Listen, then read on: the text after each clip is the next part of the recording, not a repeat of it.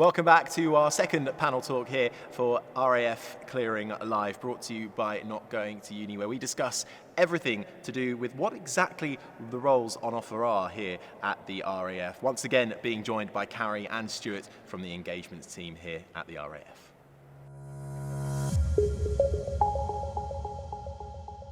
So clearly a varied amount of roles, and as you say, on the RAF Careers website you can have a look at all of them in much more detail. If we just dive a little bit deeper though, in terms of, you mentioned there's some of the options available to you, what's the way of figuring out what's for you? Research. And people these days have got much more opportunity. I don't know about you, when I joined it was a glossy brochure in a careers office. Now you've got YouTube, you've got Instagram, all the social media as well as the website. If people know people that are already in the Air Force, doesn't matter what trade they are, talk to them, because we're generally, we all know somebody in a different trade and they'll put you in touch with somebody. We also have the careers offices throughout the country and the virtual careers office as well, that you can go online, talk to people, and there's a phone number on there you can speak to. Or generally within 30 or 40 miles there will be a careers office close by, and you can go and talk to people that are in the RAF and find out about it that way. But research your role. It's like any organisation, if you're applying for a job, they want to know that you've done a bit of research about the company. So it's really important, if you're going to be doing this job for 12 or like us over 20 years, know what job you want to do. And if you like nuts and bolts and fixing things, there's a job for you. If you like being artistic and photography, there's a job for you. If you want to help people in medical and social care, there's a job for you there as well. So lots of opportunities depending on what you like. Is there a minimum term and a maximum term for how long these apprenticeships last for? The apprenticeships generally minimum, because if you do an apprenticeship, you'll come to a college like RAF Cosford here, where you'll do the majority of your theory work. You'll do some practical work as well, but you'll finish your apprenticeship in the workplace. At my last unit, I had several apprenticeships come out of training as aviators, and then they'd come into the workplace and work for me. And that's great evidence for them to finish their apprenticeship. Because I know with some apprenticeships, they've got to go and hunt the work to finish to get those ticks in the boxes. They're doing that job every day. So if they're fixing a radar system or fixing an aircraft propulsion system, then all they have to do is write about what they've done that day, and that goes to form their apprenticeship and finish it. Like we said on the previous podcast, the minimum time that we take people in for is like a training burden is 3 years. We say that is because we want you to finish your apprenticeship. We don't want anybody, even if the Air Force isn't for them, leaving without that qualification.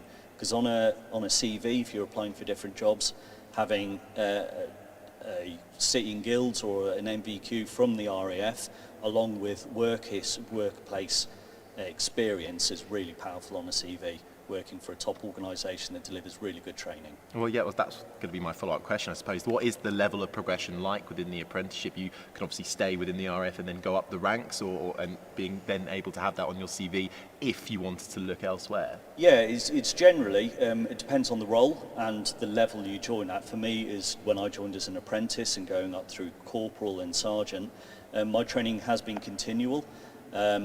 And there is always that opportunity to do further study. The Air Force gives you money every year that you can spend. You sometimes have to contribute it towards yourself as well, where you can pick a course that you want to do to make your skills better. At the minute as well, in my trade, they're offering through Staffordshire University a degree that's not costing us a penny. And because of my previous experience and the courses I've done, they've already given me UCAS credits towards it, so that goes to contribute. So there's lots of people in my trade doing a Staffordshire University degree. It's not costing them anything. They do have to do it during their own time as well, some of it during work time, but you're getting a free degree out of it, really. And I suppose the other thing which we have discussed already in the previous panel is you're earning straight away, aren't you, when you join the RAF? Yeah, and that's the big thing. If you, like I mentioned before, £20,000 after 6 months as an apprentice, you're going to have to eventually live away from mum and dad. You're going to have to buy or rent a flat. Like renting a place around here is probably £500-600 a month, and then you've got to pay for your food. Our food, on average, 3-course, £6 a day for the core value meals, and then you get discounts at restaurants and things like that as well with your Mod 90 discount card. And so there's lots of that. Bottom line of 20,000 is even better with the benefit. Your free gym, your subsidised entertainment. If you like doing sport, you know, the gym here is amazing. We've got a swimming pool, tennis courts. It's like a private club, really. Wow, you really hit the ground running with all the benefits going. Cara, if we come to you as well now, obviously Stu was talking about the apprenticeships there, but there's a lot more on offer as well when it comes to, I suppose, when you're progressing up the ranks or coming in later as well with the degree maybe already, the actual roles that are available within the RAF is, I suppose, on a basic level, the actual job roles. Can you explain a bit about what's on offer there? I think just to add to what Stu's just said about apprenticeships is that we train you, you earn while you learn, but what we don't do is spit you out at the end of your apprenticeship. We actually employ you to do the job and then we train you. And we pay twice as much as we do in Civilian Street with a guaranteed job at the end of it. So yeah, we've got over 60 roles in the RAF and everything is from 0 GCSEs right up to 5 GCSEs to 5 GCSEs, 2 A-levels, to then up to a degree for the 7 roles. The roles vary from engineers because the pilots, believe it or not, do break the aircraft. So we have to have our engineers to fix them. We've got the avionics engineers or aerosystems engineers who will fix the aircraft. We've got communications engineers who will do all the computer-based things, whether it be computer-based on the aircraft or whether it's computer-based for IT Luddites like me, where they ring up and say, what do I need to do with my computer? So we also, believe it or not, we do have our own photographers. They are there, they'll take portrait pictures, but sorry, just to interrupt, that to me was actually that's a bit of a surprising role actually that you might find in the RAF. Is that fair to say? Yes, it definitely is. People look at our list of jobs and roles. They think we're all pilots, and if we're not all pilots, we must be engineers. So the fact that we've got our own doctors, dentists, nurses, physios, we've got photographers, and yeah, people ask, why do we have photographers in the RAF? And they're there to take pictures of any incidents, but also to catch the celebrations of anything. Like back in 2018, when we hit our 100th birthday, and I know a photographer who was at Odium who got to see Buckingham Palace and the actual celebrations from the back of a Chinook while taking photos. So the opportunities are so much more than what you'd expect. It is a bizarre one, but we do have them. Yeah, and again, just highlights the amount of opportunity available. But you're saying there's 60 roles, give or take. There is. So there is really something for everyone. There is something, absolutely, there is for everyone. And in a couple of weeks' time, if it all goes wrong with GCSEs as well, we still take them. You must sit a defence aptitude assessment, and you said earlier, how do you know what's right for you? If you haven't got an idea, you've researched it and you still don't know, then the defence aptitude assessment will give you an idea of what best role suits you. It will also tell you which roles you're suitable for. It will also potentially tell you which roles you're not suitable for. And then you can further research. If you've got an idea of what you want to do or you've got no idea of what you want to do, then you can research all the roles that you've passed in the assessment test and see how it goes. And the other thing we've also touched on as well, fitness, mental abilities, that's something, I suppose, is that a personal trait you've kind of already got to have before looking into it, or is that something you can develop when you join? You'll have a bit of it anyway from nature and nurture, but actually it's something we can train. So not everyone might think they want to do this, but we actually train them from scratch. So they will learn everything. You don't need any knowledge or prior knowledge to do the roles that we have. We will train every single one of them from scratch. Wow. And the other thing that we have already touched on as well, but the idea of when you join the RAF, you're given a lot of flexibility in terms of roles, but you can move around the country, you can go around the world, I suppose. Is that one of the real draws that, for instance, you got involved with? Why did you want to become part of this in particular? I knew I wanted to do something with sport, I wanted to do something with travel, and I wanted responsibility and a decent wage.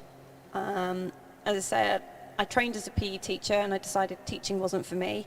I looked into the armed forces and the RAF was the only one that offered the opportunity for what I joined as.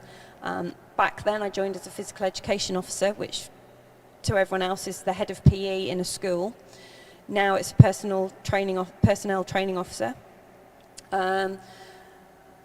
I just decided it. I really liked it. The opportunities were there. It's the affordability of having adventure training opportunities. Unfortunately, I haven't made the most of those. But out of the 3 services, the RAF was the only one that offered me what I wanted to do. So to me, that's where I saw myself heading. Well, and I suppose it's important to highlight, as we've done a little bit, but you're not going to, unless you want to, it's not all about being a pilot. It's not all about action. There are office jobs available. Absolutely. As somebody said, we all work together to get the pilot in the air. My role was fitness. The rest of my team are suppliers and engineers. So the engineers fix the aircraft to get the pilots up.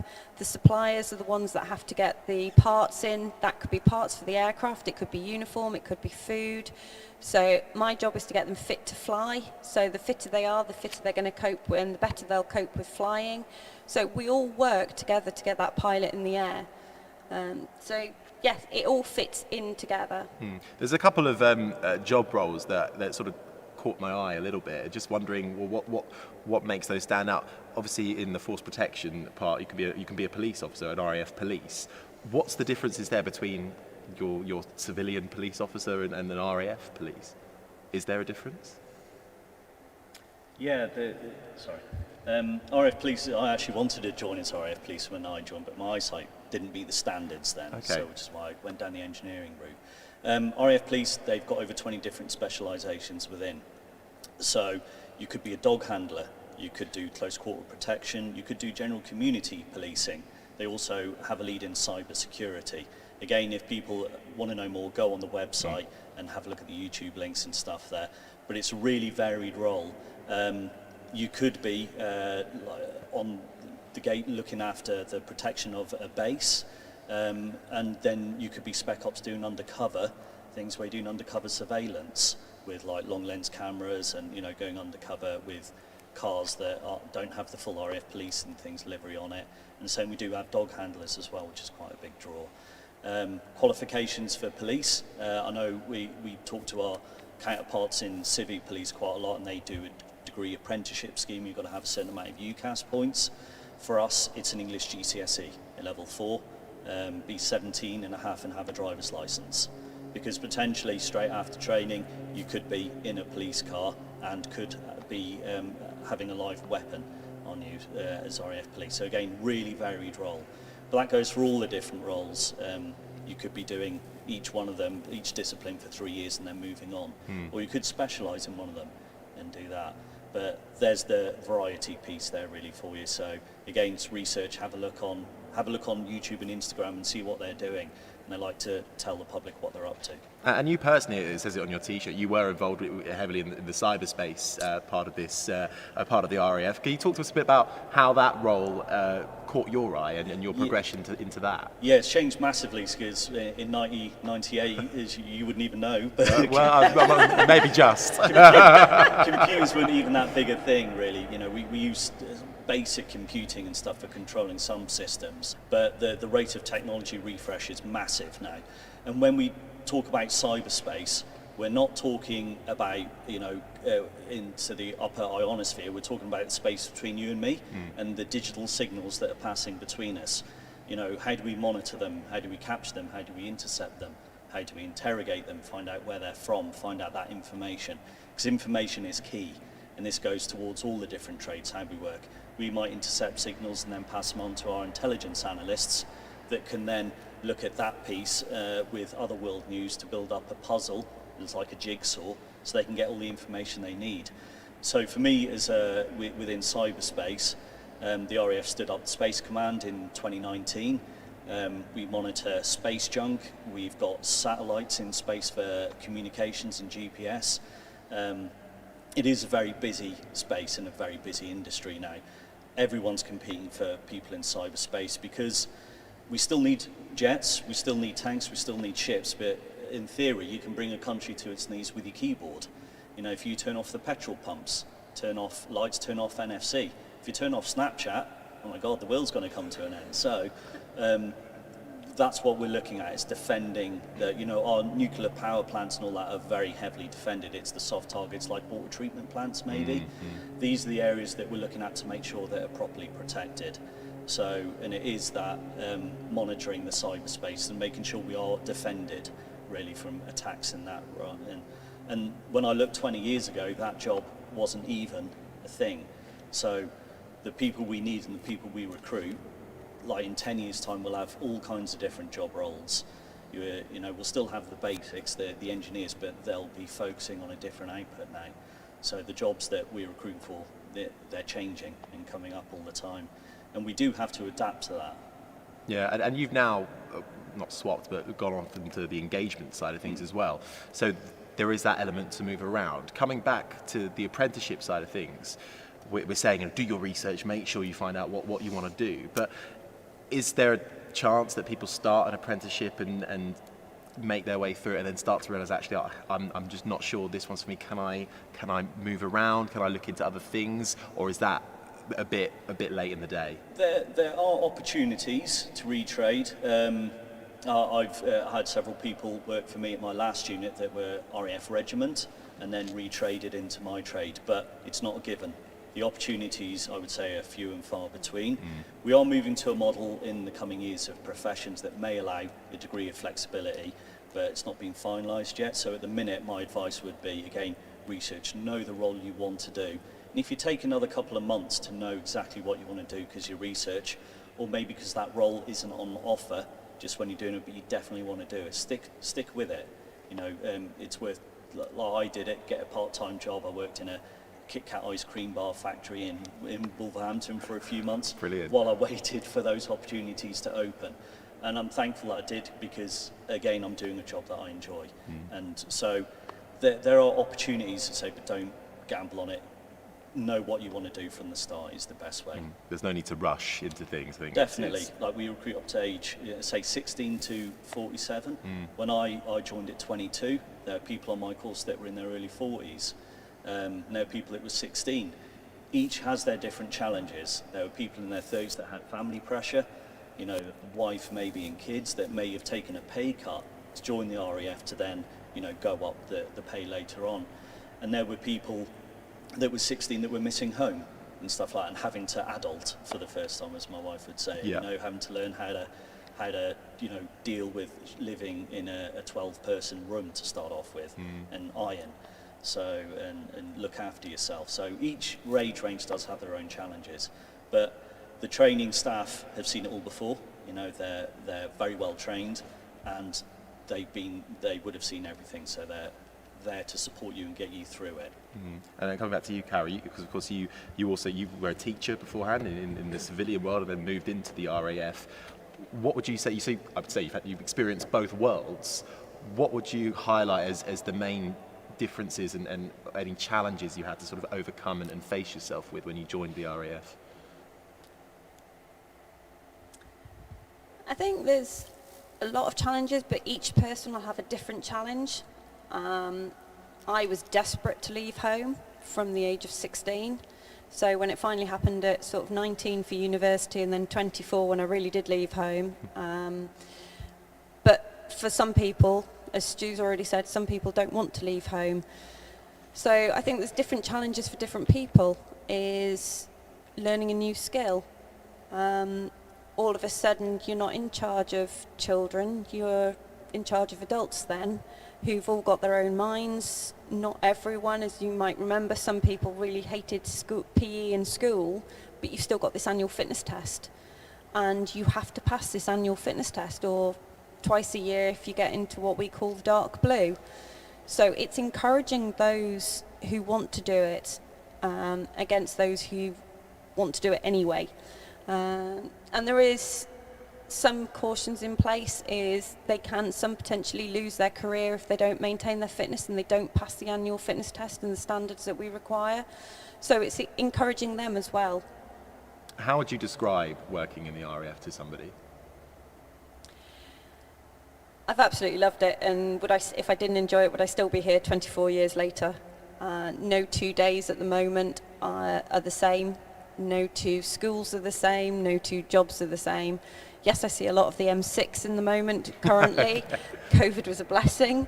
But I would just say it is a different way of life, but it's been an enjoyable one. And there are so many opportunities that I haven't had all the time. I haven't taken all the opportunities afforded to me, but I've had some really good opportunities that I've absolutely loved. And Stuart, same question to you. Wow, it's again, it's doing that, the differences, the opportunities I've had, the places I've been during the centenary. You know, the celebrations there down in London were just amazing, and the whole country kind of celebrating the RAF history and ethos. And it does give, you know, I don't fly. I'm not a pilot. I don't even work on the aircraft. You know, I'm a ground engineer. But I still get when a Spitfire flies over your head, or a Chinook or something like that, it gives you that rumble in your belly. And the variety, although, so I don't work on aircraft. My last tour, 4 months down the Falklands to a mountain site. There was about 20 of us down there for 4 months. And although I was down there as the radar manager, I was also in charge of when the helicopter come in, loading, unloading, making sure the health and safety. So I had to go and do a course on how to undersling a Chinook for 2 weeks. So it's really varied. You know, I never would have done anything like that. And you wouldn't think as an IT engineer, I'd be underslinging a Chinook. But you know, that's just an example of the variety and the challenges you get to do. And every week you do something totally different that pushes you out of your comfort zone. But by being pushed out your comfort zone, you grow more confidence and more communication skills, and all that just makes you better at your job. So if you want to be challenged, if you want variety, if you want the chance to see a bit more of the country and the world, this is definitely one of the places to look into. But I suppose part of both of your roles is to be upfront and be honest. It's not easy. No, there's lots of challenges. Like Kerry said, we pay more, double the normal apprenticeship rate. That's because you'll do more. You will fire a weapon. You will have to learn how to march, how to do drill, learn about the history and ethos of the Air Force. You will miss birthdays. You will miss Christmases. We've had Christmases in July in my house because we've missed it. I'm lucky I've got a really supportive family, but they see the benefits that come from it. The free tickets for troops and things, and the opportunities we've got to, the cheap travel, and the benefits that come from service life, to me, outweigh that. Saying that, when I've been away, that's been some of the best times of my career. Again, challenging, doing a different role, doing purely, you know, reacting and doing my pure job that I've been trained to do is under operation tempo. That's when it's the hardest, but it's when it's the most rewarding. And that's when you meet your best friends as well. I think I've got friends from tours that I did back in 2002 and stuff like that I still speak to. And I might not see them for 2 or 3 years, and you'll bump into them and it'll be like no time's passed at all. So the challenges are there, but it depends how you look at them. It's either a challenge or an opportunity. And as long as you look at it as an opportunity, you'll get there. Difficult question. Is there a highlight to your career so far within the RAF? Oof. Can you pick one? I'm gonna ask you the same question. Yeah, that's very first. You have sadly had the mic in your hand. For me, I think it was probably my Cyprus tour. We got to do things such as skiing, say parachuting, lots of travel round, visiting the island and stuff like that, and experiencing a different culture, working with the Cypriots as well. And a really busy, high-tempo place at Akateria as well. So I loved my overseas tour. It was really special, and lots of great opportunities. If I had to replay a moment, it would probably be that again. Amazing. And well, Carrie, you've had a bit more time to think about it now. No pressure. I've got several highlights. Okay, we'll allow it. A couple, and one is my sporting achievement. I horse ride and I show jump an event for the RAF. I have my own horse, and I would say the highlight of mine would be show jumping in front of Her Majesty the Queen in uniform at Royal Windsor Horse Show. So that was an amazing opportunity that I got. And I think another highlight for me that's most memorable is my current job, is mentoring somebody and taking about 2 years to mentor them in the process, but to see that they're really happy in their career now and that they stuck to their guns and decided not to give up. But there's There's been many highlights, and I think those are just the two that stick out. I mean, 24 years is a long time to try and remember it, but there's been so many highlights. But I suppose then the one highlight is you wouldn't have stayed here so long if you hadn't been enjoying a lot of it. No. Yeah. And you do have, for both of us, we'll both have had down days. There'll be times when you're wondering why you're there, why you're doing something, and you want to quit, but then you realise all the good things, all the benefits, and everything else, and you just realise everyone has their down days, and these are just blips. But there are so many benefits and highlights that, yes, that's why we're still here in uniform 24 years later. Yeah, brilliant. And then finally, just to reiterate, Stuart, on the apprenticeship side of things as well, for a lot of people watching, that's what they might be looking at currently, the key basics that they need to be doing right now if they're considering going for an apprenticeship in the RAF. Yeah, it all starts online. You can go into the careers office and talk to staff, but the actual application process starts online.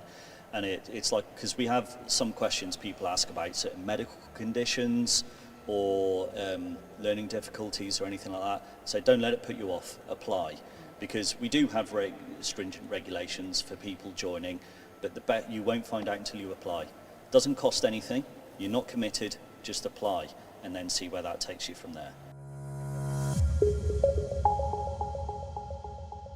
For more information, head online and search RAF Careers, or you can go to our website, notgoingtouni.co.uk. I've been Harry Benjamin. I'll see you next time. Bye-bye.